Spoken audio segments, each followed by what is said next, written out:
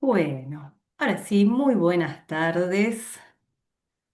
Eh, Hola Eduardo, qué alegría poder compartir otro espacio más. Porque vale decir que, hay que decirlo, ¿no? Arranquemos diciendo que Eduardo es mi maestro de meditación vipassana budista, entonces nos conocemos. Hay cosas que ya tenemos cierta confianza. Digamos todo. Está muy bien. Gracias, Lore, por la invitación. Muy contento. Bueno, Eduardo es el autor del capítulo 2 del volumen 4 de Inclusión versus Equidad, la común unidad frente al cambio climático. Su capítulo se titula El secreto de la naturaleza. Recuerdan este libro que acabamos de lanzar en junio en la Biblioteca Nacional y bueno, del que Eduardo hace parte escribiendo el capítulo número 2. Bueno, para que lo conozcan un poquito más, Eduardo es fundador y director de Vipassana Buenos Aires. En 1993 realizó su primer viaje a India, Nepal y Tailandia. Allí conoció la filosofía budista y la meditación vipassana y se dedicó a estudiarla y practicarla. A lo largo de esos años tuvo contacto personal con Indra Devi, la Madre Teresa de Calcuta, el padre Mario Pantaleo y con otros grandes maestros de la India y de Tailandia como Ajahn Chak. Desde 1996 se dedica a enseñar meditación vipassana y filosofía budista en Argentina, dando talleres, cursos y retiros. Todo eso. Muchas gracias. Eduardo, em, viste que conversábamos justo en la entrevista anterior, que fue con Juan, el autor del capítulo uno, de cómo todos los capítulos de este libro se fueron conectando y además Ujú. esta conexión que hubo entre los autores el día que nos encontramos en Buenos Aires, en la Biblioteca Nacional. Y también cuando estabas preparando un poco esta conversación, esta entrevista, em, había quedado algo de la entrevista de Juan al final, que hablamos como una hora y media. Dijimos, bueno, hablemos media hora, que después nadie nos escucha. Bueno, nos quedamos charlando muchísimo, porque hay mucho para decir, por supuesto. Em, y pensé en arrancar con esa pregunta que me quedó sin terminar con él, porque sé que tiene mucha conexión con todo esto que vos enseñás desde el budismo y también tiene muchísima conexión con el artículo que propones en Inclusión versus Equidad. Es más, comenzás tu artículo con esta leyenda de la rana y el escorpión, que tiene muchas interpretaciones. Y, y el tema que nos quedó pendiente con Juan es el uso del tiempo al servicio del sistema capitalista. Y cuando yo releí tu artículo y veía lo de la rana, digo, ¿no será que todos en la sociedad un poquitito nos fuimos, nada, quedando con, ¿no? Em, Creyendo. em, bueno, lo que propone Juan es descolonizar el tiempo, es recordar que no todo debe moverse a velocidad capitalista. Y creo que nos abre un abanico gigante de esto que nos enseñás vos sobre el apego, el deseo, el sufrimiento. Así que, nada, arrancamos con una pregunta que Dale, creo que tiene muchísimo, muchísimo hilo para cortar. yo creo que sí. En eso de la analogía de la fábula de la rana y el escorpión, em, que claramente el ser humano es el escorpión, em, tal vez la diferencia con el cuento es que en el cuento el escorpión la pica una vez a la rana y se termina la historia. Eh, por suerte el planeta es más resistente que la rana y entonces la estamos picando hace un montón de tiempo. Yo creo que el tema del tiempo, de cómo entendemos el tiempo y a partir de cómo lo entendemos, cómo lo usamos, qué hacemos con él, es parte de esa actitud del escorpión. No terminamos de entender eh, nuestro rol en el tiempo y capitalismo mediante. lo utilizamos desde la perspectiva del budismo de manera equivocada. Parte de lo que hay en común en el libro y de lo que yo propongo en lo que yo escribí es esto de, si uno mira la naturaleza, tiene todas las respuestas ahí, ¿no? La naturaleza todo el tiempo nos está enseñando todo, cualquier cosa. Entonces, parte de lo que uno ve es que si hay algo que el ser humano ha hecho es, si bien por supuesto somos parte de la naturaleza, ¿no? Somos un integrante más, pero no respetamos los procesos de la naturaleza. Nos hemos metido ahí a toquetear demasiado. Entonces, hay un deseo de control del ser humano, el cual lo hace no respetar los procesos de la naturaleza. Entonces, en relación al tiempo, el tiempo es parte de cualquier proceso, es un ingrediente más, ¿no? Vos, mirando la naturaleza, plantás una semilla y en algún momento esa semilla va a dar su fruto, va a germinar. Entonces, por supuesto que esto no quiere decir que el hombre no tenga que hacer nada. No quiere decir eso. De hecho, uno puede tirar una semilla así nomás, la puede plantar con cuidado, bien plantada. Una vez que la plantó, puede cuidar esa semilla, regar esa semilla, el plantín que va creciendo, cuidarlo y demás. Pero parte del proceso que de hecho yo aprendí con el budismo es aprender que uno puede controlar algunas cosas, otras no, y en esas que no puede controlar tiene que esperar, tiene que dejar que el proceso se desarrolle.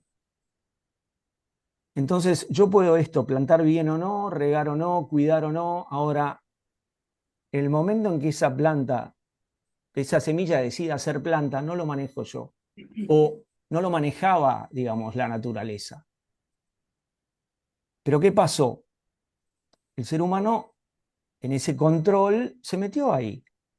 Y entonces también está en esa parte, por no entender el tiempo, por considerar esto de, en nombre del rendimiento, de la producción, de la ganancia, de todo esto que trae el capitalismo. Y entonces fertilizantes, pesticidas, manipulación genética, todo en un área que no nos corresponde. Justo, mira, justo dijiste algo, esta semana que estoy en el campo, mi papá trajo unas naranjas que había levantado. La corté, tenía 10, era, no sé, 20 semillas. La que compramos en la verdulería no tiene ni una. Entonces, por hacernos la vida más práctica, de no tener que sacarle la semilla, nos estamos quedando sin semilla. Sin toda esa Exacto. información, o sea, al alterarla para que sea más fácil de comer, nos está privando de la posibilidad de poder sembrar, que es la naturaleza de la fruta, ¿no? El tener, el fruto, tener la Total. semilla para poder seguir reproduciéndose. Y nosotros, por hacerlo más cómodo, más práctico, nos quedamos sin semilla. O sea, Claro. estamos actuando en contra de nosotros mismos. Es que ese es el picar a la rana.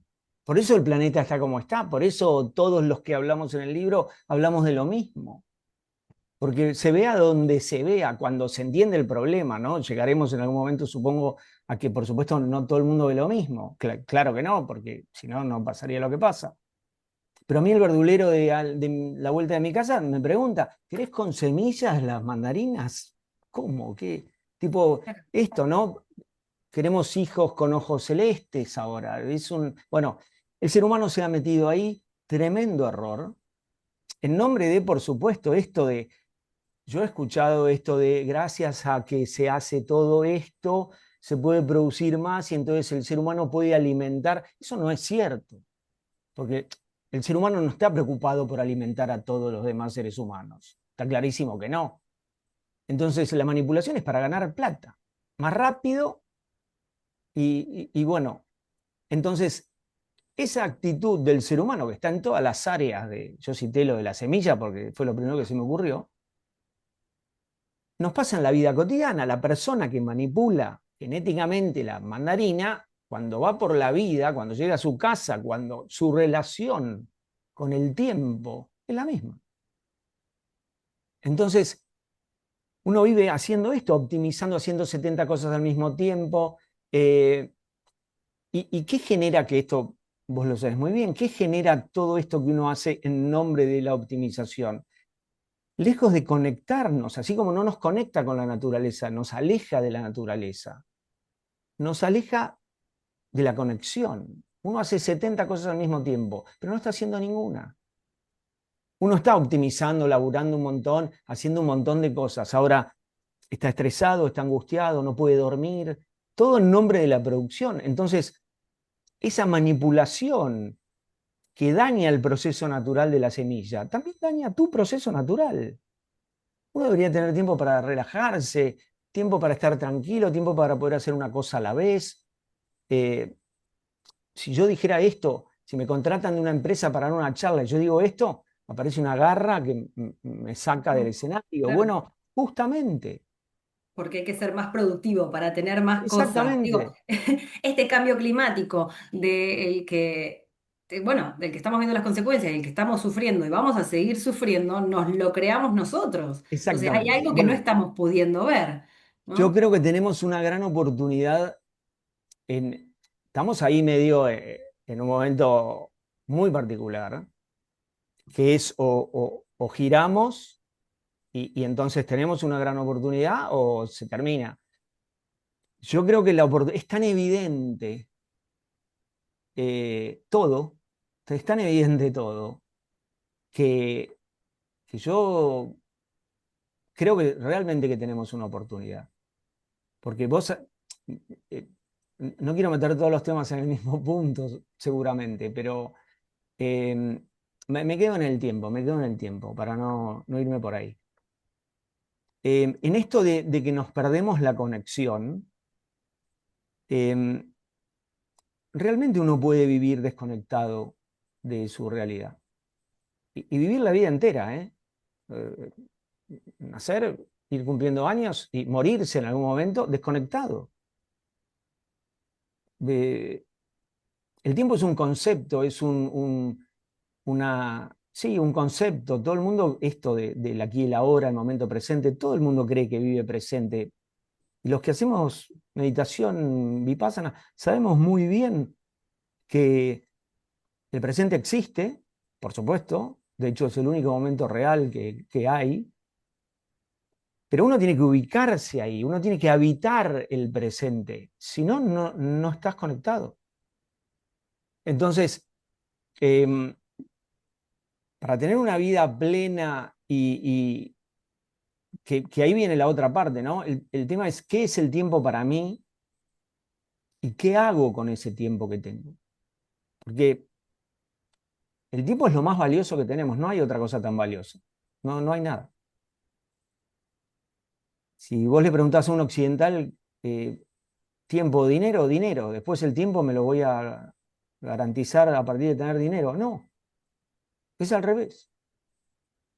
Y el tiempo no se recupera, es lo único que no se recupera nunca. El dinero se puede hacer más, menos, eh, está difícil, digamos, ¿no? Pero digo, si no es sobrevivir, uno tiene que aprender a volver a vivir presente, que es una cosa muy loca, pero que por esto de la producción y de todo lo que nos contaron que tenemos que hacer, nacimos presentes todos Ujú. y nos alejamos, nos fuimos.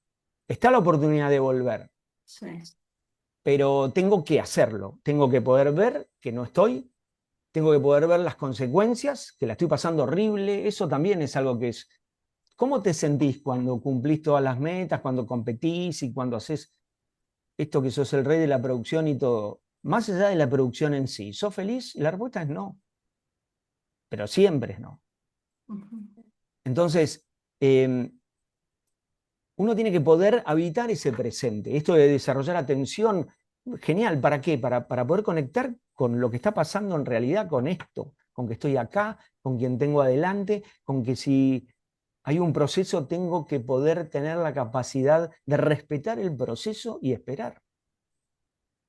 Porque esperar en sí genera cosas que cuando yo no espero no tengo. Eso es lo que la gente, de hecho, cada vez nos perdemos más. ¿Qué sé yo? Se cortaba la luz cuando yo era chiquito. No pasaba nada, prendías velas y a nadie le pasaba nada. Se corta la luz ahora en un ambiente de la casa de cualquiera. Es un drama. Ni hablar en un laburo. Se cortó la luz. Claro, con que Eh, se corte internet. claro, ¿qué hay que hacer? Esperar que vuelva la luz. No, ¿se entiende? Está Sí, todo sí. seteado a partir de esto, de la optimización, el rendimiento. Bueno, Imagínate, te va a eh, tocar volver a hablar con tu familia, tomarte un café con tu claro, compañero hola, de trabajo, cosas estabas que ahí en y vez de estamos. scrollear, en vez de estar mandando correos o metiéndote en un sistema. Igual yo creo que desafortunadamente eh, es la victoria del capitalismo, ¿no? Mira, cambiemos de fábula de la rana. ¿Viste la otra fábula de la rana, que la rana está dentro del agua y el agua se calienta, se calienta, se calienta y que no se da cuenta? Bueno, yo creo que es eso. Se va calentando y no te diste cuenta de que esta idea de productividad no era tuya, sino que te la fueron metiendo y vos te lo creíste y no podés ni relajarte y no podés ni alejarte de todos esos deseos que no son tuyos, de tener más cosas, de tener, ¿no? De tener más cosas el que tiene la suerte de tener un trabajo digno, ¿no? Pero que nos ha alejado de los valores fundamentales, este, Total, pero por ya eso está hirviendo el agua, no lo podemos cuestionar. por eso, Entonces, bueno, pero por eso volver antes de terminar del todo del tiempo, con el tiempo, esto de todos tenemos la oportunidad de eh, empezar a habitar el presente. Es gratis, todo el mundo lo puede hacer. Eh, yo creo que primero uno tiene que ver esto que está en la otra, en la cacerola con las otras ranas, hirviendo. ¿Cómo llegaste hasta ahí? Bueno, es lo que tenés que observar. Te contaron que estaba bueno, te contaron que te iba a hacer bien. En el fondo era un ratito, pero después, bueno, no, nada de eso está pasando. Tenemos un problema, tenemos un montón de problemas. Entonces, yo creo que cada uno tiene que conectar con su propio presente y desde ahí empezar a ver distinto para poder salir de la cacerola, porque si no, no vas a salir. Entonces, una cosa que puede hacer cualquiera es en su vida cotidiana tratar de esperar, tratar de salir de la cinta de las valijas, esperar, generar espacios, tomarte tiempo para almorzar, eh, dejar el celular y pasar el tiempo sin hacer nada, ni siquiera leer por momentos, porque tiene que haber eh, espacios vacíos, digamos, libres de estímulos, estamos llenos de estímulos. Entonces, el único que va a poder hacer eso es uno mismo. Chiquitos, por día. Hoy me dediqué media hora, me senté en un banquito de la plaza y me quedé sin el celular, sin leer, sin nada. ¿Viendo qué? Conectando conmigo. Me estás jodiendo, ¿para qué sirve eso? Vas a ver qué sirve. No sabés ni quién sos, no sabés que estás en la cacerola, no sabés que estás pidiendo que te tiren más agua. Bueno, si uno no conecta con el momento presente, no, esa desconexión permite que todos estemos en la cacerola. Porque encima en la cacerola estamos hasta los que vemos el tiempo, todo esto que yo estoy diciendo, yo estoy en la cacerola también, porque estamos conectados, digamos, ¿no? Entonces, eh, por eso es importante que yo vea esto, que yo despierte, pero que despiertes vos, que despierten todos los demás, porque si no, no, esta vuelta es todos juntos.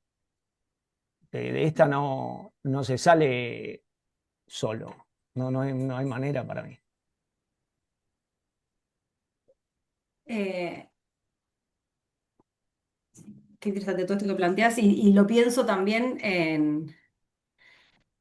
Eh, en relación a estos temas tan urgentes y tan necesarios que siempre abordamos desde inclusión versus equidad y, y bueno, que tiene que ver, bueno, en este libro en particular, la comunidad, en cómo nos relacionamos con los otros, cómo nos relacionamos con la naturaleza. Poder ver eso con claridad. Hay un párrafo, lo voy a leer textual, de tu artículo que dice, Nos vemos separados del resto de la naturaleza y entonces disponemos de los recursos naturales como si fuesen artículos de supermercado. No reparamos en el daño que genera nuestra manera compulsiva de consumir y desde esta misma perspectiva ponderamos el egoísmo y el individualismo, abusando de la naturaleza toda, incluyendo la explotación de los seres humanos. Es fuertísimo. Sí, bueno, pero es así. Eh, yo creo que el principal problema, que de hecho es lo que plantea el budismo, es esto de no poder ver con claridad. No, no, esto estamos en la cacerola y llegamos voluntariamente. Fuimos subiendo el agua, trajimos a la familia, eh, pero no lo vimos. Eh, entonces, yo entiendo esto de que es parte de lo que yo digo ahí. eh, yo entiendo esto de que el hombre tiene la capacidad de hacer cualquier cosa. Soy un ferviente creyente en eso, yo creo eso. Uno puede hacer cualquier cosa. Pero viendo el panorama, viendo las consecuencias de la acción del hombre, si vos ves con claridad, nos tenemos que dar cuenta que no está funcionando. Ujú, Porque yo creo que uno lo puede debatir con otro escenario. Vos hoy no podés debatir, para mí, podés debatir cómo hacerlo, cómo salir, pero, pero para mí no podés debatir el calentamiento global. ujú, Eh, y al calentamiento global se llegó eh, disponiendo de la naturaleza como si fuera un supermercado. Y literal, porque es desde el que entra más rápido primero, es el más fuerte y se lleva todo, y entonces uno se quedó sin nada, independientemente del saqueo del supermercado.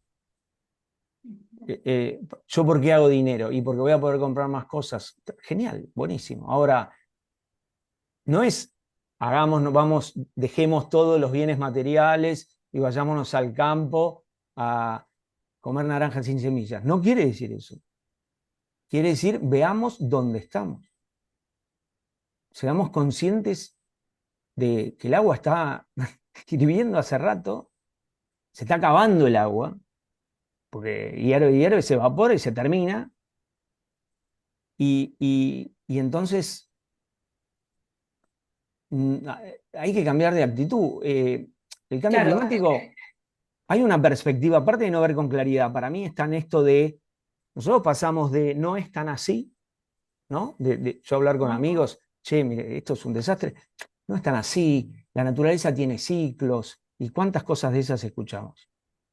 Pasamos de no es tan así a ya no podemos hacer nada. O sea, ahora sí lo vemos, pero ya no se puede hacer nada. Bueno, no. Ni no era tan así, ni no es que no se pueda hacer nada. ujú, Pero sí, uno tiene que. Hoy hay mucho acceso, y de hecho a mí haber participado del libro este me ayudó un montón a informarme con los datos así en vivo, digamos, minuto a minuto, y lo puede acceder cualquiera a esta información, de cuáles son los efectos de la acción del hombre hoy, lo que está pasando literal, y yo creo que todo el mundo debería conectar con eso e informarse, porque son nuestros nietos, nuestros amigos, nosotros mismos, el vecino. No hay manera. Yo de hecho veo como parte de lo que no se termina de entender, ¿no? A grandes responsables de esto, porque por supuesto en el no ver hay distintas responsabilidades. En este cambio climático, en este calentamiento global, el hombre tiene toda la incidencia, ¿no? Este es nuestro, digamos, no es un ciclo más de la naturaleza, este es de la acción del hombre. Ahora, en esa acción del hombre, por supuesto, hay torpezas, hay no ver con claridad, pero también hay gente que realmente está causando mucho daño, desde empresas que contaminan un montón hasta eh, acciones muy directas en la destrucción de los recursos naturales. Ahora, muchas de esas personas que están haciendo esto, eh, hoy, por ejemplo, están construyéndose búnkers en Nueva Zelanda para cuando todo explote, irse al búnker. Ahora, Nueva Zelanda es el mismo mundo que nosotros, es el mismo planeta. Entonces, ¿cómo no se termina de entender el problema? Vos podés tener mucho dinero, podés tener muchas empresas, pero si estás haciéndote un búnker por lo mismo que vos estás generando en el mundo, no se entiende. Ese, te vas a ir a vivir a Marte a hacer que lo mismo que estás haciendo acá, hay que cambiar la actitud.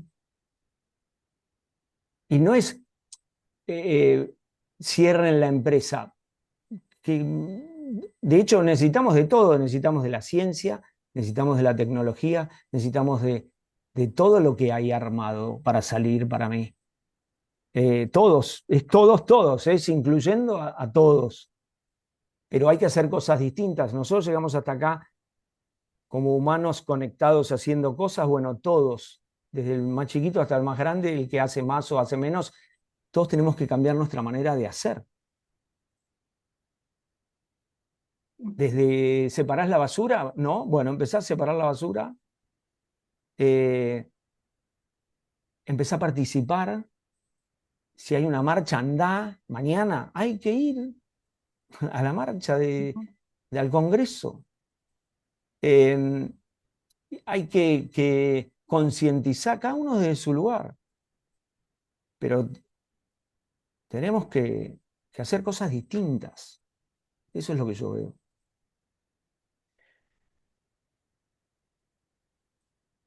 Hay algo de lo que vos planteás, esto de que, bueno, hoy tenemos mucho más acceso a la información, por supuesto, ¿no?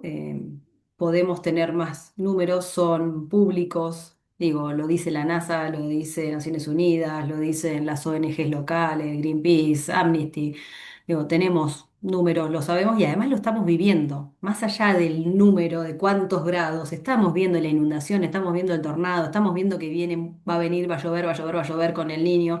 Digo, esto es algo que nos va a pasar. El tema es que lo que hay que decir y no se dice es que no afecta a todos de manera igual. Y digo, y claramente ahí tenemos en el texto en el libro un artículo sobre los plásticos, ¿no? El uso masificado de los plásticos y cuánto contamina y a cuánto afecta. Y por supuesto que a las poblaciones más vulnerables las afecta en mayor medida. O sea, que los que más contaminan son los que se ven menos afectados porque son los que se hacen el búnker en Nueva Zelanda, ¿no? Entonces, eso también entiendo que tenemos que empujarlo todo, pero hay algo ahí de injusticia y de falta de equidad respecto Claro, a quienes lo están generando y a quienes está afectando y los recursos que tiene. Porque no es lo mismo que te agarre una inundación con una casa de chapa que te agarre una inundación con una casa de 2 pisos, ¿no? Donde te podés poner a salvo con tu familia en la planta de arriba. Entonces, digo, esto nos está afectando de manera desigual también y va a ser cada claro, vez total. peor. Sí.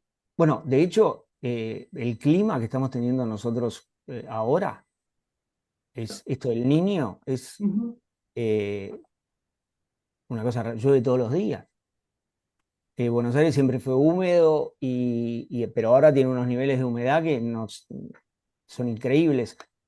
Por supuesto, yo con lo que dije de lo del búnker, obviamente eh, hay gente que la va a pasar mucho peor que ese que se mete en el búnker, pero lo que yo quería plantear era cómo ni el que puede ir al búnker ve, ujú. porque Ah, no. Sí, sí. no, para mí, y ahí hay algo en el libro, es esto de, eh, lo ve el budismo, lo ven los pueblos originarios, lo ven un montón de filosofías, esto de la naturaleza es un organismo, Ujú, el planeta es una misma cosa, y nosotros vivimos ahí siendo parte, pero conectados. De hecho, el efecto del niño y todo esto que está pasando ahora es por esa conexión, es por lo que hacen determinadas personas, eso impacta en el mundo y lo padecemos todos. O sea, la conexión está tremendamente, es tremendamente evidente. Entonces, por esa conexión es que, si bien todos tenemos que pensar en salvar el planeta, eh, al planeta se lo salva cambiando de actitud. Y en ese cambio de actitud yo incluyo eh, esto que vos hablás de equidad, porque hoy está todo tremendamente desbalanceado. Entonces, parte de la misma actitud de poder identificar el problema y poder ver que hay que salvar al planeta, esa misma perspectiva te tiene que poder hacer conectar con el otro y ayudar al más vulnerable. Eso es algo que es parte del proceso. No vamos a, desde mi perspectiva, no vamos a salvar al planeta sin ayudarnos entre nosotros, sin resolver las injusticias del sistema. No va a pasar. Porque para poder salvarlo hay que resolver las injusticias del sistema. No hay no hay otro carril. Es solucionando las injusticias del sistema como se va a salvar al planeta. Esa es mi perspectiva.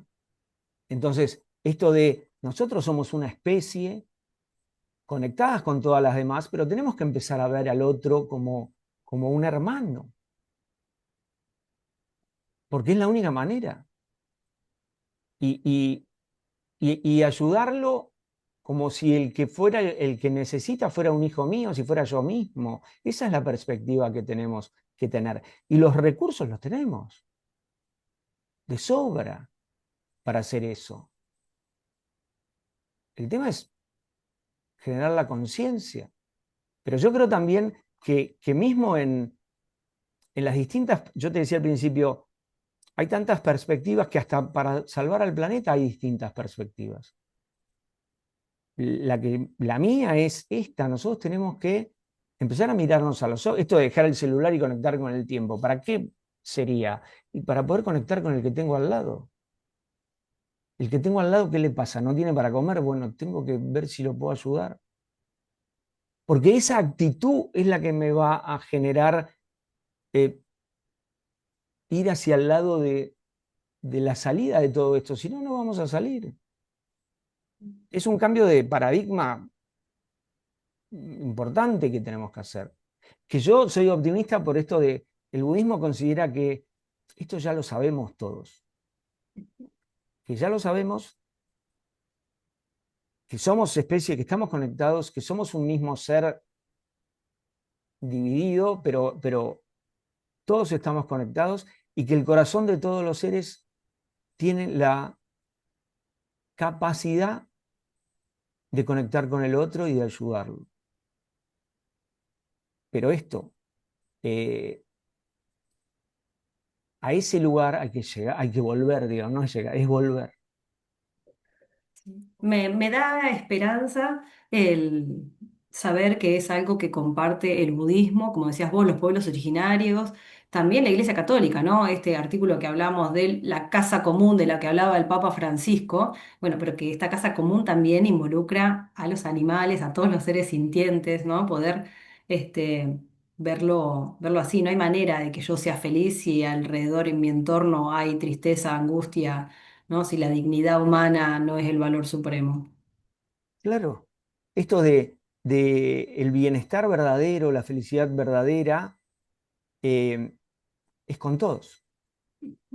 Yo tengo que procurar mi bienestar contemplando a los demás. El, el cristianismo habla de amar al prójimo como a uno mismo. Clarísimo, clarísimo.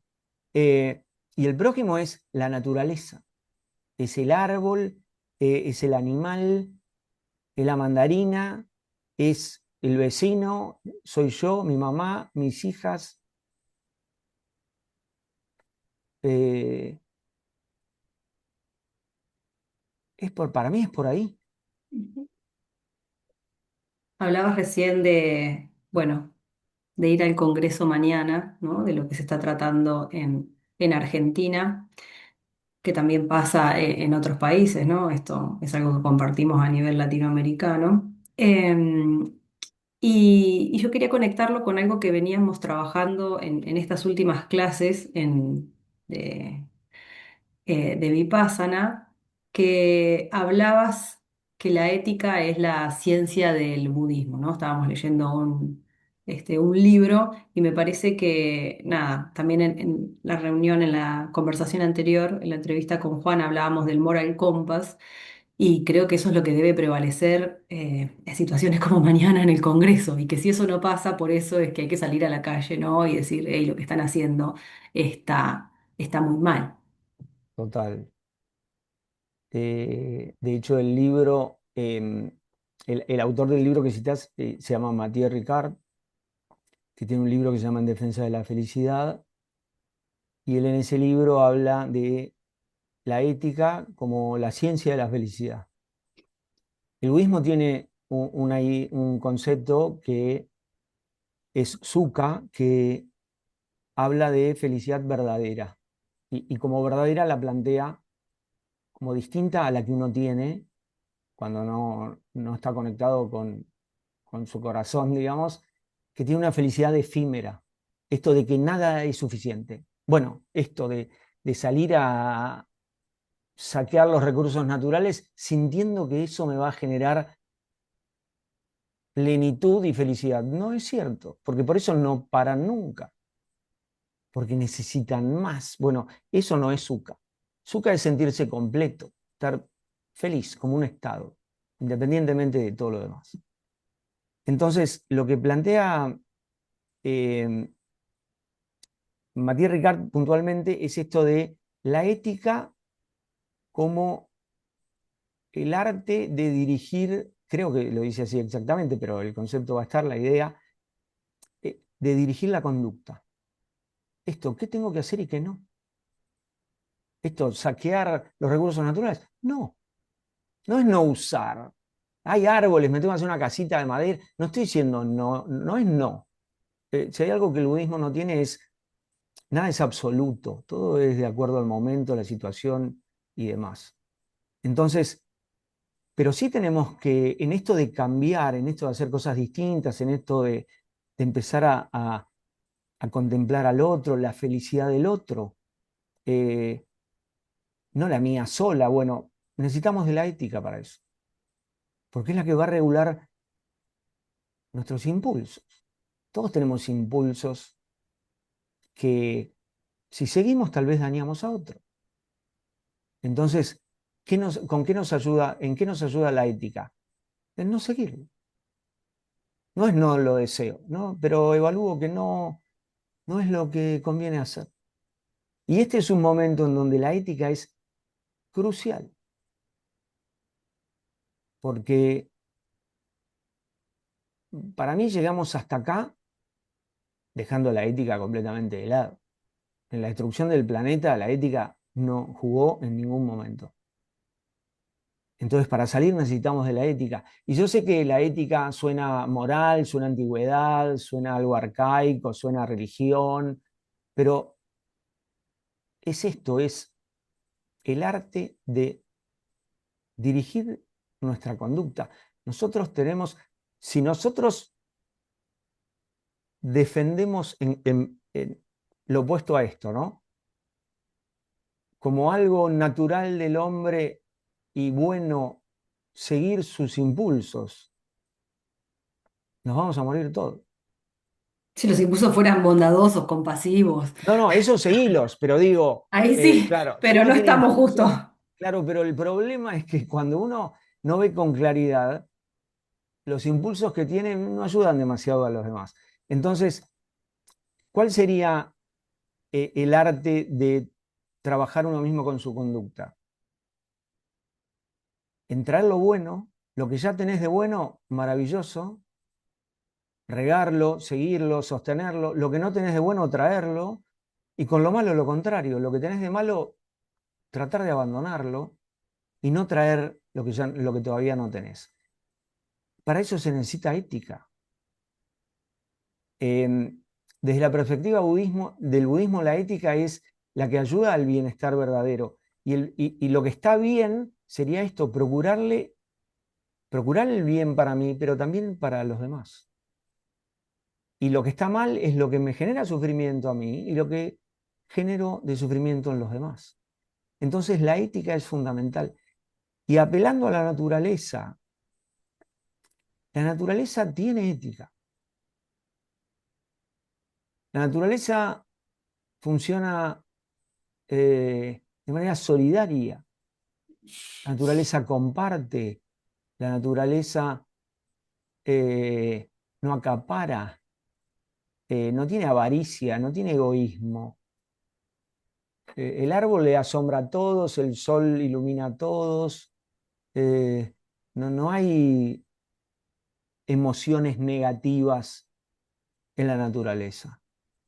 Entonces, em,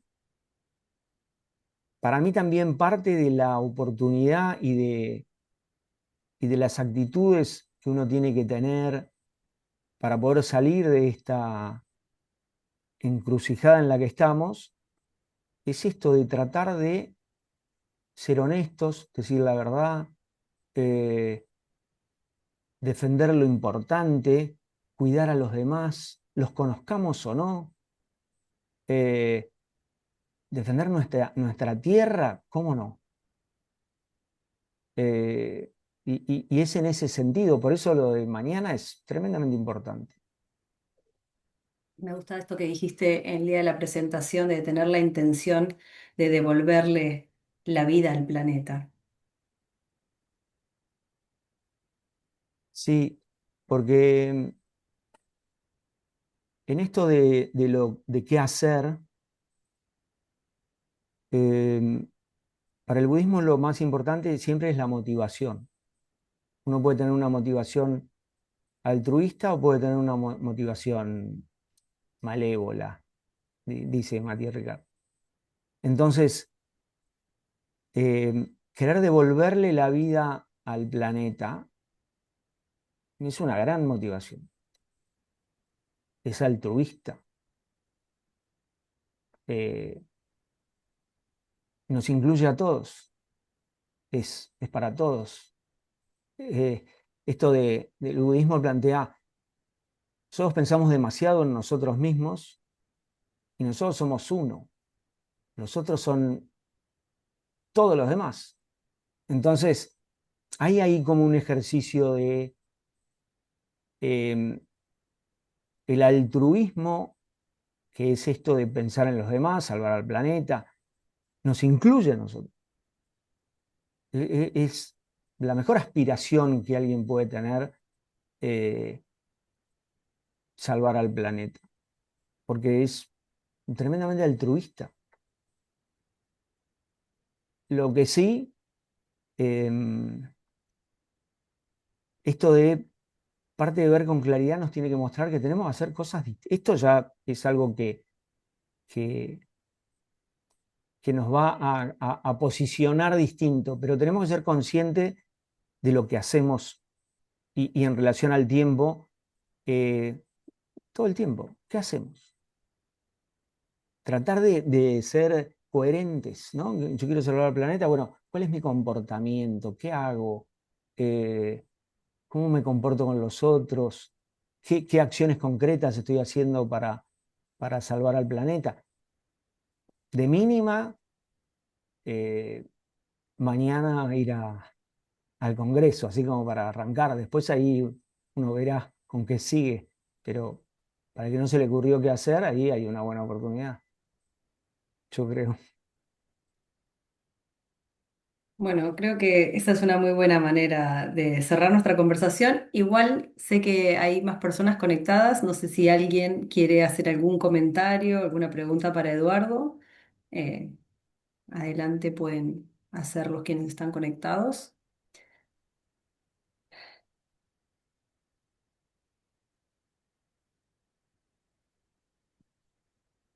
Bueno, entonces nos veremos mañana. en las calles. Genial. Allí Gracias, estaremos. Eduardo. Gracias, Eduardo, Gracias por tu a vos, tiempo. Lore, gracias a todos y a todas. Que estén muy bien. Buena tarde. Chau, chau.